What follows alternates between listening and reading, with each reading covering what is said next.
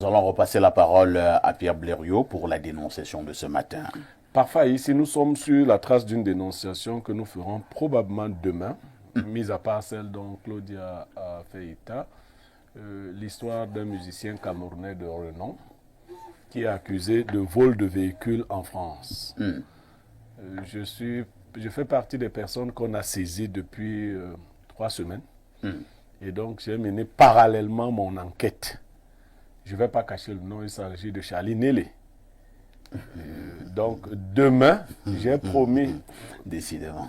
Oui, là c'est un ami à lui qui s'appelle aussi Charles. Charles Mbappé. Peut-être vous ne suivez pas beaucoup les réseaux sociaux parce que ça a déjà inondé les réseaux sociaux. Hier même, Charlie a fait une sortie sur une télévision de la place. Donc j'ai écouté toutes les parties. Il y a une dernière personne à écouter aujourd'hui, c'est Sergio Polo. Donc, quand j'aurai terminé d'écouter Sergio Polo sur la question, demain probablement, je viendrai faire mon propre déballage. Mais oui, donc il faut s'attendre à ce que ce soit tonitruant. Maintenant, pour aujourd'hui, j'ai la dénonciation d'une sœur, une grande sœur, qui a accueilli sa petite sœur chez elle, ici à Yaoundé, pour des raisons d'études. Sauf qu'à l'heure où nous sommes, sa petite sœur lui a déjà pris son mari. Oh là là. Oui, sa petite sœur lui a déjà pris son mari. Et ce qui est grave, en fait, c'est que sa petite sœur lui demande de libérer le domicile. Okay. Oui, oui, c'est ce qui est grave. Elle a même consenti à laisser que les choses se fassent comme ça. Mais elle, le plus difficile ici, c'est qu'elle ne pense pas que ce soit une affaire naturelle. Oui, elle m'a dit que son mari est quelqu'un d'assez discipliné dans ce domaine-là. Elle ne dit pas qu'il n'a pas souvent eu d'aventure hors mariage. Donc, ce n'est pas le genre d'homme dont on craindrait ce genre de choses si la sœur est à la maison. Son mari n'a jamais manifesté la moindre attirance pour sa petite sœur. Il n'y a pas eu de signe avant-coureur qui annonçait que quelque chose pouvait se passer. Du jour au lendemain, son mari ne la reconnaît même plus. Quand elle parle à son mari lui dit, bon, je vais prêter un prénom à sa sœur, hein. Ce n'est pas le vrai prénom. Il lui dit, c'est comme Edith t'a dit. C'est-à-dire que Edith lui a demandé à sa grande sœur de quitter la maison. Bon, je suis allé plus loin pour constater malheureusement qu'ils vivent depuis une quinzaine d'années, mais n'ont pas d'acte de mariage. Oh là là. Bon, toute la société sait qu'ils sont mariés, mais il n'y a pas un acte de mariage depuis près de 15 ans. Négligence, je ne sais pas pour quelle autre raison, ils n'ont pas d'acte de mariage. Sa petite sœur vit dans la maison depuis 6 mois seulement. Et depuis 6 mois, elle est venue pour faire des formations. Oui, je voulais justement poser la question. Elle est venue vivre avec elle, pourquoi? Elle fait les formations en soins infirmiers, soins infirmiers et autres. Je ne sais pas si c'est là-bas qu'elle a appris les techniques pour prendre les... Vous dites que c'est à Douala? Non, ici à Yaoundé. Ici à Yaoundé. Donc, ça peut dire c'est à peu près quel âge? Elle est dans la vingtaine, elle a, je crois, 26, 27 ans. Et la grande sœur? La grande sœur est au début de la trentaine. Au début de la trentaine. Et le mari dans la quarantaine. Le mari dans la quarantaine. Voilà. Donc, le monsieur est un monsieur aisé? Non. Il est moyen? Bon, il est là. Un homme ordinaire? Un homme ordinaire, un Camerounais ordinaire, comme le journaliste. Qui peut manger bien ce matin et souffrir le lendemain. Tu as un autre problème. Tu as dit que tu as un autre problème. Non, j'ai pas de problème. Moi, j'aime prendre les exemples qui sont à côté. Prends l'exemple ailleurs. Non, lui, c'est un professeur d'université. Il ne peut pas avoir ça de problème. Tu ne l'as pas vu se plaindre. Au lieu que les téléspectateurs aillent chercher loin, tu es là à côté. Alors, donc, et qui est venu te voir? La grande sœur. Bon, elle me dit, depuis un certain temps. Attends, est-ce qu'elle a eu maintenant une discussion avec la petite sœur? Oui. Elle dit à sa petite sœur qu'il faut partir. Vraiment, on ne peut pas vivre toutes les deux ici. Même toi. Et elle a 2 enfants, il faut que je précise. Elle dit à sa petite sœur, ma petite sœur, tu as gagné l'homme. Je dis oui. Mais c'est comment? Sa petite sœur dit que non. Grande sœur, il faut libérer. Et quand elle s'en réfère à son mari, le mari lui dit que c'est comme Edith t'a dit. Il faut nous laisser en paix. Incroyable. Donc, elle ne se retrouve pas. Elle ne se retrouve pas. Merci Pierre Blériot. Je pense que même le psychosociologue qui est avec nous ce matin, qui est un spécialiste de ce genre de problème, c'est ce genre de problème de société, lui-même est légèrement un peu dépassé. Alors, pas d'abord de questions à te poser à un professeur. Regard général de cette situation. Oui, en fait, quand M. Blériot présentait la dénonciation, et ça m'a fait me rappeler d'un débat que j'ai eu avec les étudiants, ça fait 2 ou 3 semaines. Et j'ai posé une problématique allant dans le même sens que la dénonciation de M. Blériot. C'est-à-dire, j'avais reçu dans un des cabinets où je travaille une jeune fille de 27 ans qui venait se plaindre du fait qu'elle avait rencontré son petit ami sur Internet, un Italien. Il est venu ici là pour la chercher et en rentrant, elle rentrait plus tard avec sa cousine. Incroyable. Et la question fondamentale que j'avais posée aux étudiants, c'est de savoir surtout aux étudiants, à la place de cette fille, quelle aurait été leur réaction. Il y a une qui m'a dit je tue ma soeur, l'autre m'a dit je tue les deux, l'autre m'a dit je m'en vais chez les Pygmées, je garde le mariage. Je vais à l'Est. Moi je vais à l'Est. En fait, quand j'écoute M. Blériot, ça me vais chez les Mebarkono. Ça me rappelle un peu ce débat. Et ce qui me fait un peu réfléchir en tant que psychosociologue, c'est nous assistons à quelque chose qui semble nous échapper, la crise des valeurs. Parce que moi j'ai eu le débat avec les étudiants, je dis attention. Pour si peu de choses, vous allez tuer les gens parce que tu comprends que tu vas tuer ta soeur et parce que tu as arraché ton mari. Est-ce que tu comprends ce qui veut dire tuer? Quelle est la valeur de l'être humain? Alors bon, quand j'ai commencé par ce débat sur la crise des valeurs, observez de nos jours. Tout à l'heure, Mme Claudia a fait une dénonciation qui relève également, c'est vrai, une dimension magico-religieuse, mais qui relève également de cette crise des valeurs. Ouais. Dans les réseaux sociaux, de temps en temps, on voit les gens se plaindre, des gens, j'ai fait la moi, mon fils ce matin, mon fils m'a envoyé en l'air, ainsi de suite. Bon, ce sont les nouvelles orientations, les nouveaux schémas comportementaux et cognitifs que nous, les psychologues, nous sommes tenus à examiner et à sensibiliser afin que les uns et les autres comprennent l'ampleur de la situation. Je reviens maintenant sur le cas de la dénonciation. C'est une situation qui met en évidence une jeune fille du Cameroun, qui a entre 26 et 28 ans, qui vient chez sa grande sœur, même pas chez sa cousine, chez sa grande sœur de sang. Ça veut dire que le père et la mère sont les mêmes. Et qui se plaît à sortir avec à lui arracher son mari. À lui arracher son mari. Ça montre donc que... Qui n'est même pas aisé. Hein? Qui n'est même pas aisé. Qui n'est même pas aisé. Parce que s'il était encore riche, on devait dire que non, elle est omnibulée par le désir de richesse, le désir de la grandeur, le bien-être. Mais c'est la réalité. Ah bon, peut-être que le monsieur, c'est ce que je voulais dire. Peut-être que matériellement, le monsieur n'est pas riche, mais il peut avoir d'autres atouts. Hein. Mais c'est là le véritable problème, M. Bafa, ici. C'est le véritable problème de la crise des valeurs. La crise des valeurs. Ça également, c'est une crise de valeurs. C'est une crise des valeurs. Parce que donc, vous pensez que là-bas, c'est pas une valeur? Ce qui appartient à ta sœur ne t'appartient pas. Et quelle que soit la grandeur, la beauté. Et que dis-tu de ce proverbe bantou qui dit que la bonne nourriture se mange en famille? De quelle nourriture s'agit-il? Parce qu'il ne faut pas voir la nourriture dans le sens de l'intimité. C'est ça la réalité. La bonne nourriture, c'est quoi? Si on a un bon gibier, quand on arrive en famille, on le mange ensemble et que chacun puisse avoir un morceau. Mais pas que tu as ton fiancé, ta petite soeur vient regarder ton fiancé. Franchement, on devrait se rendre compte que nous sommes dans une société... Pour l'instant, professeur, elle ne se limite même plus seulement à regarder le fiancé, mais elle arrache même déjà. Au point de demander à sa grande sœur de libérer la maison. De libérer la maison, c'est une question d'éducation. Une éducation aux valeurs qui voudrait que quand quelque chose ne t'appartient pas, tu ne regardes pas. Quand ta grande sœur a son fiancé ou son mari, quelle que soit la beauté, quel que soit ce que dit notre frère Blériot, l'engin, parce que je l'ai souvent entendu par l'engin, quel que soit l'engin qu'elle a, l'instrument, voilà, quel que soit, tu ne devrais pas regarder, tu devrais aller ailleurs. Maintenant, qu'est-ce qui se passe sur le plan un peu, si on veut un peu aller dans les relations à l'autre, on se rend compte qu'au jour d'aujourd'hui, il y a une forme de concurrence qu'on observe dans les familles.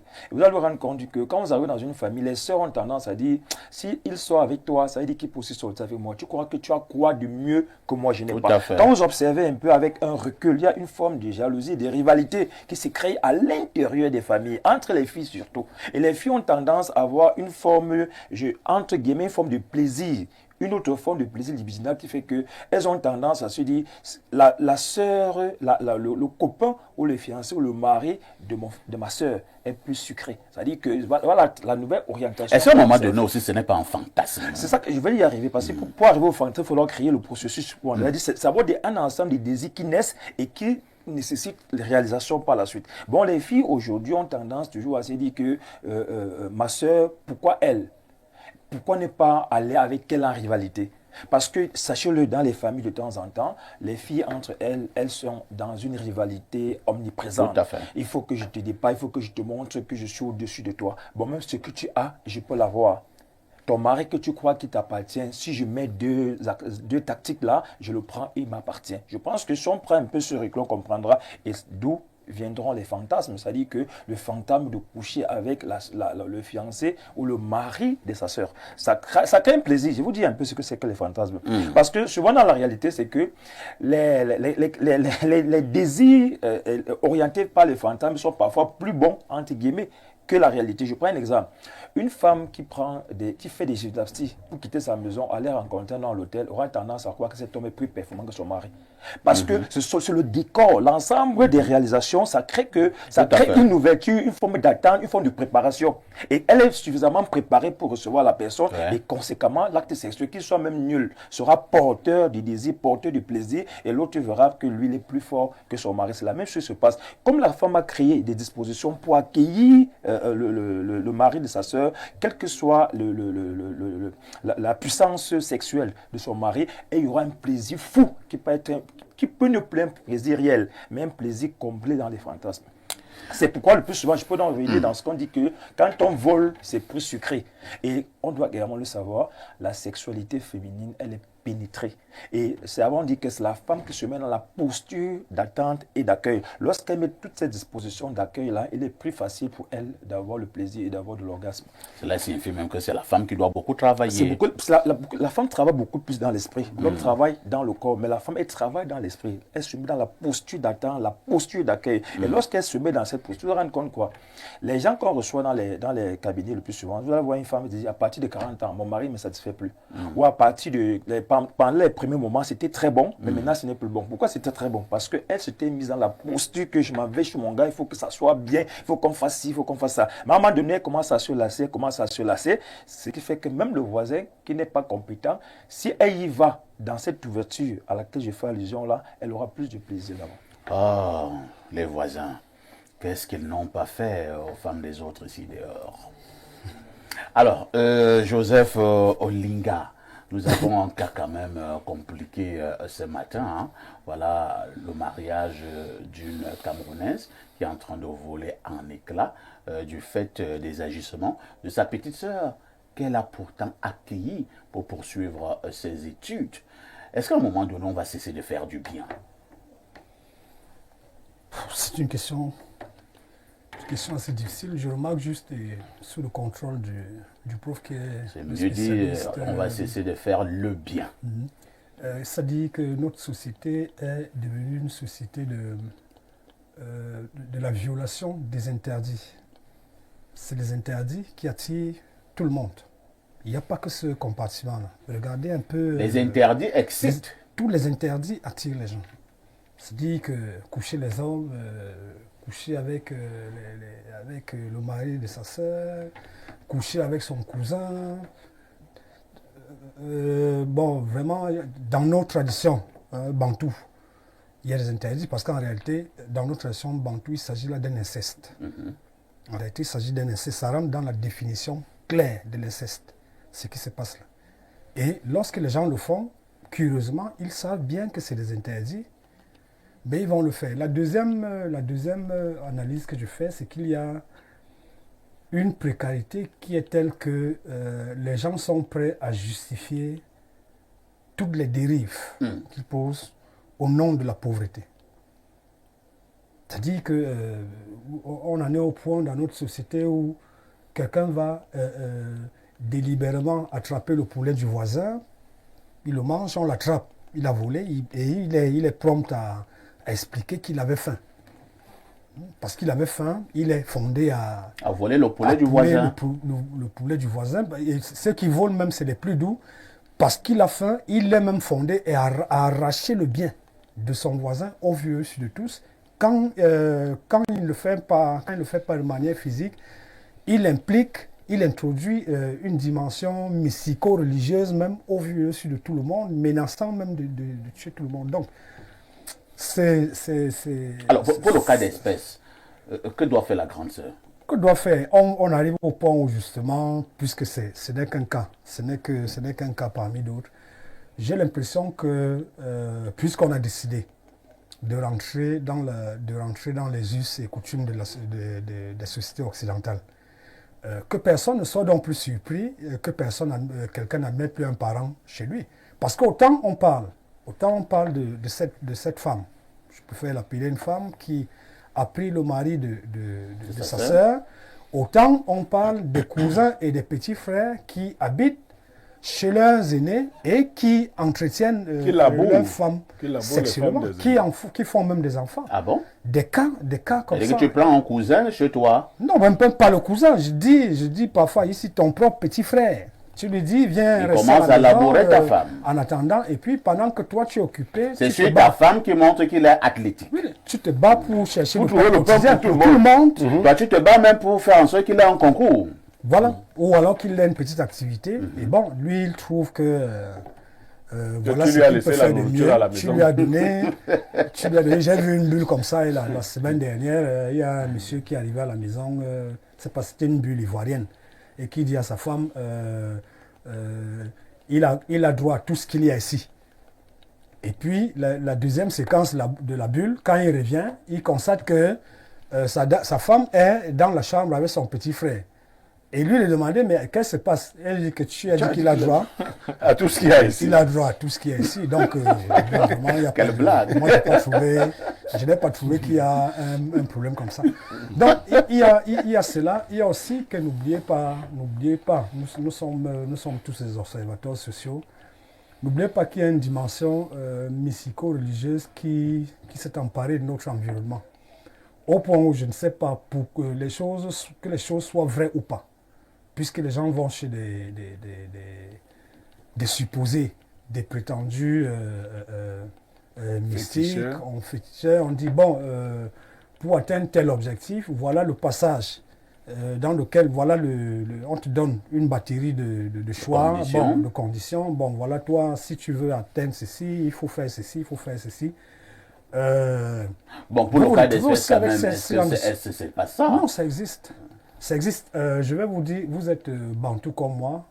Nous sommes tous des Bantous ici. Au-delà des connaissances livresques, nous savons que lorsqu'un autre homme couche avec ta femme, en réalité, il a accès désormais à une partie de toi. Ça, nous le savons chez les Bantous. Bon, disons nous savons aussi que les gens, ceux qui le font même, sans le savoir, juste pour des fantasmes vulgaires, il y a ceux qui le font sciemment. Tout à fait. Et qui mettent la batterie à main, ça dit que je vais atteindre, parfait ici, non seulement je vais charmer sa femme, parce que lorsqu'elle viendra même me voir, ce n'est pas de son gré qu'elle viendra le faire. Et puis, non. Olinga, chez moi c'est compliqué. Ça risquera d'être. Non, je prends juste un exemple. Nous parlons parce que les gens. Je te réponds.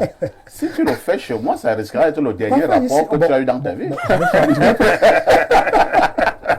Non, c'est très compliqué. Il faut faire attention. Je suis voisin des Bassa.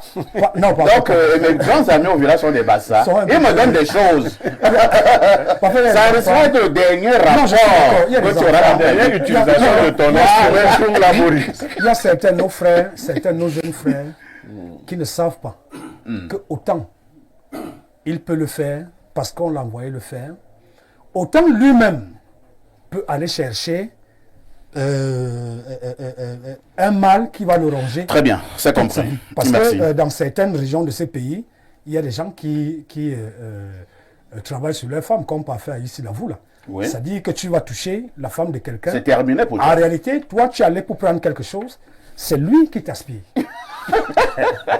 C'est lui qui t'aspire et tu seras allé chercher comme lorsque les gens vont chez les femmes des gens. Merci, Joseph. Il est important que nos jeunes frères. Non, c'est compris. C'est vrai que nous le disons en riant. Moi, je dis que je suis voisin des Bassa.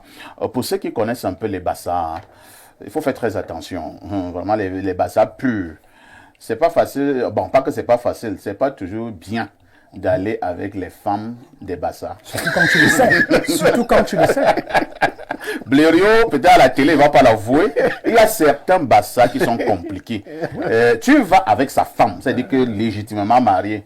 Je vous assure, c'est le dernier rapport sexuel que vous avez eu dans votre vie. Parce qu'il y a un partage spirituel. Même si c'est après qu'il le sait, étant donné qu'ils sont liés spirituellement, il peut te prendre très bien à partir de sa femme. Pierre Blériot, Niemek, nous parlons, nous pouvons rire, mais avouons quand même que la grande sœur, dans le cadre de cette dénonciation, se trouve mal, même s'il faut aussi se poser la question, Blériot, comment aussi ce monsieur vivre 15 ans avec une dame sous le même toit? Vous n'êtes pas marié, je me pose bien la question, c'est quoi le projet? Non, parfait, nous le disons comme ça, mais il y a beaucoup de couples dans ces situations. Ouais. Beaucoup, beaucoup. Quelquefois, vous voyez même l'État organiser des mariages collectifs et tout, pour inciter. Il y a des enfants qui, devenus vieux, se sont rendus compte que leurs parents n'avaient pas d'acte de mariage. Oui. C'est plus vieux qui se disent, qu'on leur dit que non, mais en fait, papa et maman, là... Alors qu'ils vivent depuis 30 ans. N'ont pas d'acte de mariage. Bon, il y a même des enfants qui n'ont pas d'acte de naissance à 15 ans, 30 ans. Il y a c'est des négligences. Je me dis, bon, et puis d'autres évoquent la question de la dot qui est souvent assez... un élément qui déstabilise ou qui décourage. Mais passons, venons-en à la dénonciation. J'estime que la grande sœur n'a fait aucun mal en accueillant sa petite sœur. Pas du tout. Nous n'allons pas dire de ne plus accueillir les frères et les sœurs à la maison. Et selon son récit, son mari n'avait pas ce genre de prédisposition. Maintenant, certaines conditions peuvent être créées. Dans l'image que présentait le copanéliste, un frère qui habite chez vous, moi je vous ai souvent dit que ce n'est pas bon. Si vous avez une femme qui n'a pas d'activité, qui est seulement à la maison, vous lui adjoignez quelqu'un qui n'a pas d'activité, qui est seulement à la maison. Ce n'est pas bon, ce n'est pas hygiénique, c'est de la promiscuité. Non, je préfère vous le dire comme ça, parce que les deux vont s'ennuyer. Ils vont regarder les mêmes films. Les films exotiques. Les séquences où les gens s'embrassent, au début, chacun va regarder de côté. Bon, ça c'est des boucles. Après, ils vont commencer à regarder ensemble. Après, ils vont rire ensemble. Vraiment, la femme là. Après, ils pourront se rapprocher. Voilà. Donc, vraiment, c'est des situations à éviter. Si vous prenez quelqu'un chez vous, un frère, c'est pour lui donner une activité. Pour qu'il sorte de chez vous. L'oisiveté n'est pas bonne. Et vos femmes également, mettez-les en mouvement.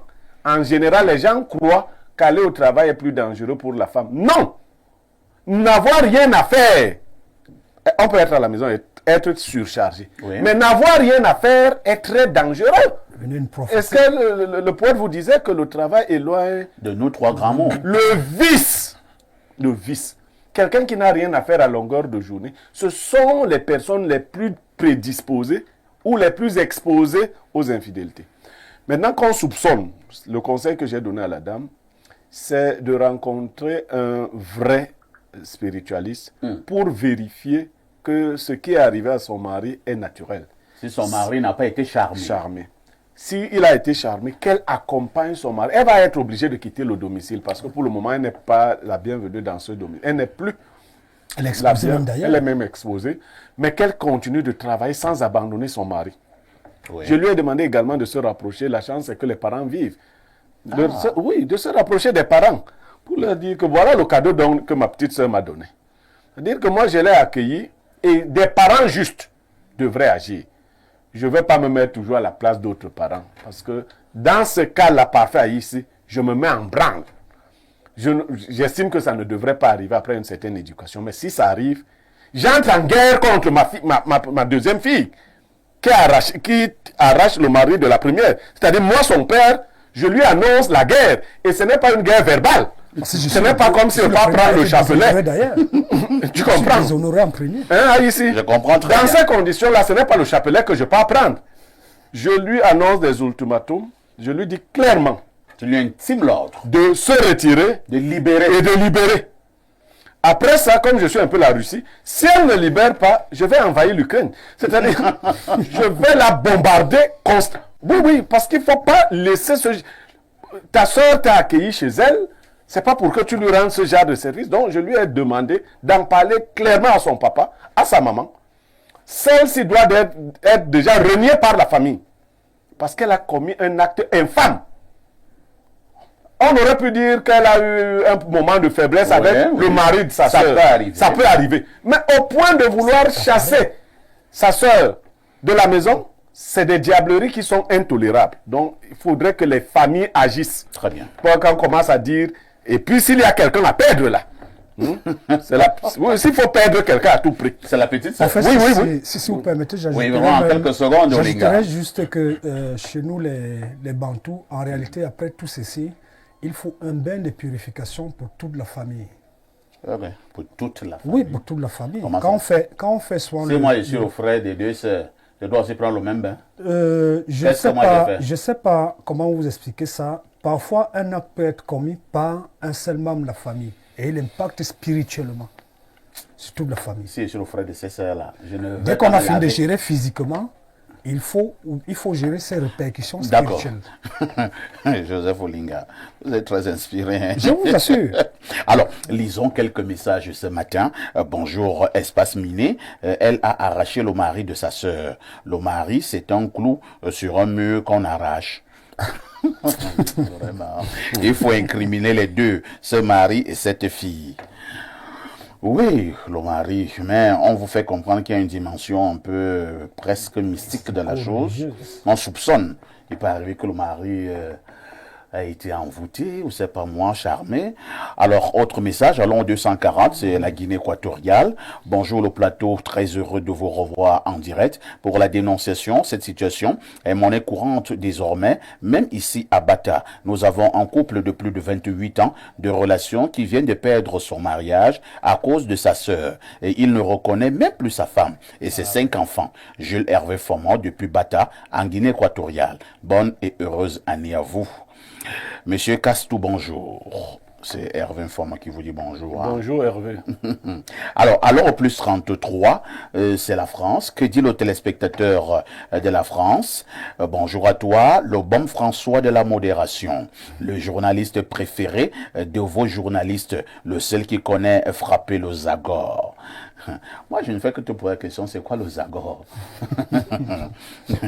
Alors, grand, j'ai un problème. J'entretiens des relations intimes avec la femme d'un haut commis de l'État. Elle me couvre d'argent et de cadeaux pour que je la fasse vibrer. Mais dernièrement, elle a pris l'habitude de joindre sa fille à la partie grand. Ok. Moi, je vais écouter la suite. Incroyable. Moi, je veux la suite. Mais dernièrement, elle a pris l'habitude de joindre sa fille à la partie grand. Ça me fait peur. J'ai besoin de ton aide. Toi qui as connu ce genre de choses. C'est Kéliane Zui. J'ai connu ce genre de choses. Tu en as entendu parler, c'est toujours connu. Voilà. Joseph Olinga, vous voyez alors. Je ne sais pas. Qu'est-ce que je dois dire? Non, Blaireau, je vous passe la parole pour... Mon petit, la cupidité est en train de t'attirer quelque part. Tu te dis que c'est juste une affaire sexuelle. On pouvait le penser. Hein? Ouais. Maintenant, une maman qui joint sa fille. Vous voyez, on est déjà là dans l'inceste. Un inceste aggravé. Parce que nous savons, pour ceux qui ont déjà eu ce genre de pratique, les femmes se mélangent aussi dans ces conditions-là. Ouais. Donc nous sommes là dans un inceste aggravé. Tu es donc là en pleine pratique magique. Religieuse. La sexualité magique. Tu es là dans la magie sexuelle. Et on est en train de t'utiliser. Toi, en fait, c'est ton argent qu'on est en train de te donner là. L'argent dont on te paye, on te donne ta part. L'argent de ton deuil. Oui, on te donne ta part. Donc, utilise bien ta part. Tu peux laisser ta famille vivre bien après toi. Tu achètes un cercueil. Bonjour, Espace Miné. je l'ai comme c'est écrit, hein. Je me suis d'abord demandé si ces deux femmes ont encore leurs parents vivants qui pourraient intervenir sur ce problème. Vu qu'il y a soupçon d'envoûtement, je conseillerais à cette femme de tout simplement plier bagage. Une sœur de sang qui peut faire cela est capable d'attenter à sa vie et celle de ses enfants. Le karma fera le reste. C'est Bertrand Amarois qui envoie cette préoccupation.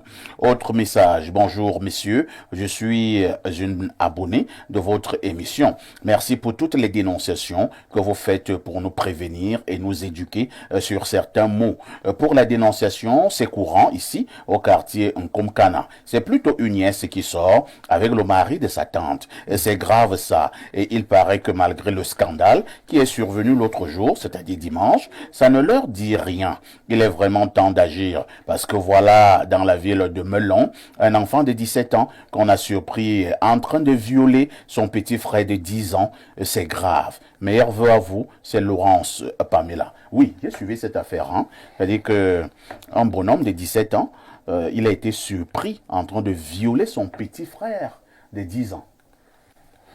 Oui, professeur. De plus en plus, je pense que il y a une grosse pression de stimulation sexuelle dans notre environnement.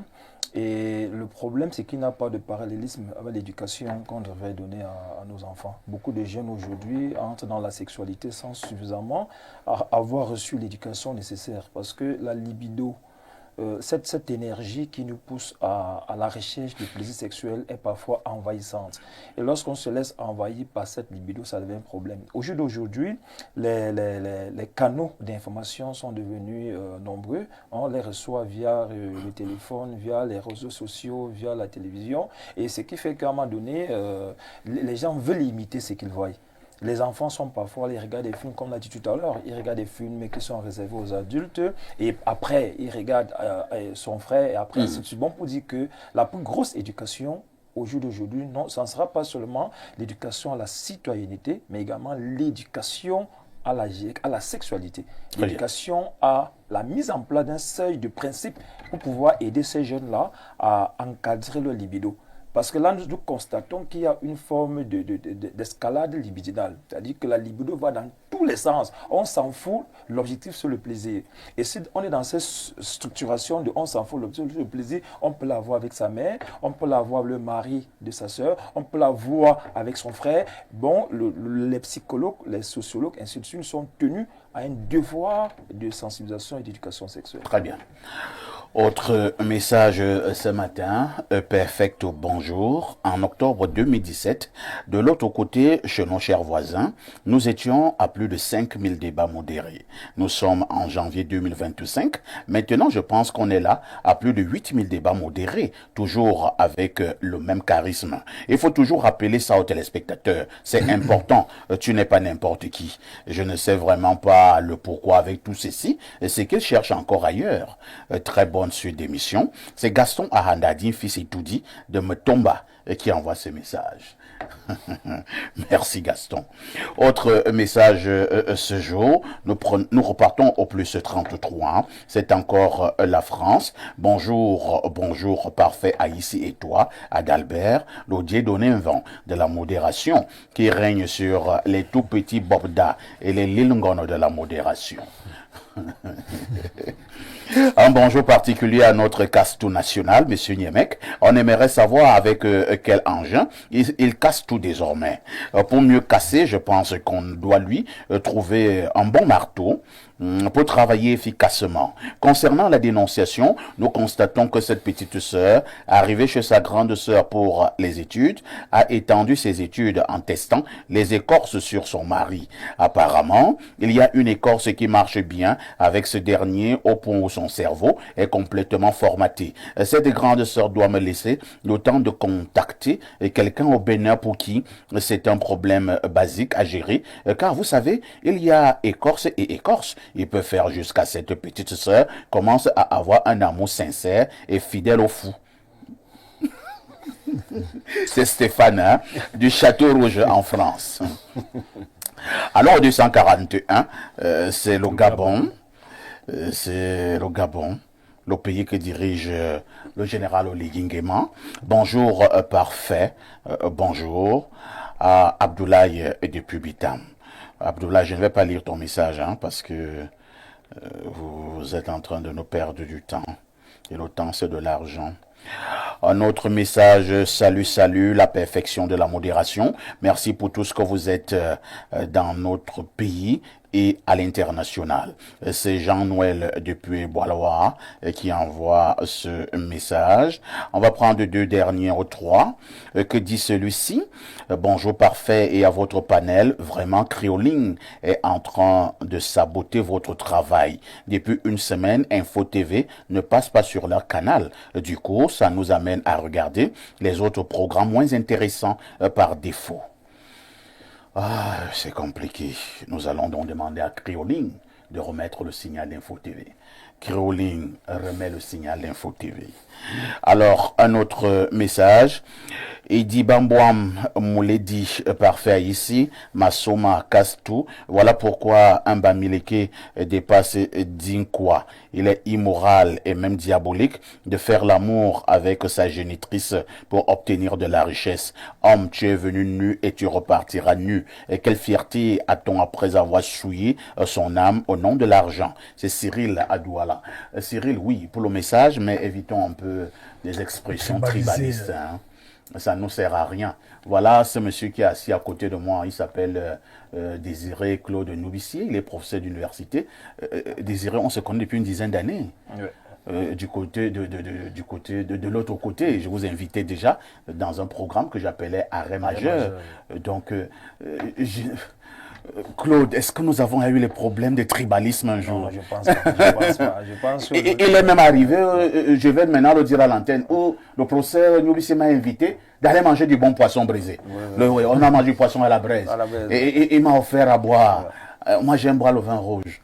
Du bon whisky aussi. Et du bon whisky. Est-ce que... Non, vraiment, dépassons un peu ce genre de débat. C'est notre société, malheureusement. Voilà. Un faux débat. Alors, lisons un dernier message.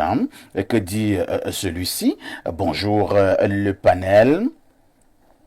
Ravi de vous revoir ce matin. Mon frère Nyemeka a tout dit que les parents de ces jeunes dames prennent leurs responsabilités de vrais bantous et pour tous ces scandales sexuels, que chaque parent joue son rôle sur l'éducation à sexualité et d'éviter d'en faire un sujet tabou. Généralement, ce que nous constatons aujourd'hui dans nos sociétés, sur 20 parents, 18 sont des jeunes parents et sont presque pas là. Et les enfants sont éduqués par les médias. Le phénomène prend davantage de l'ampleur et que chacun d'entre nous en prenne conscience.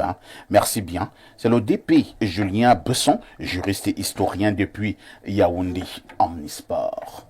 Une touche pour s'impose.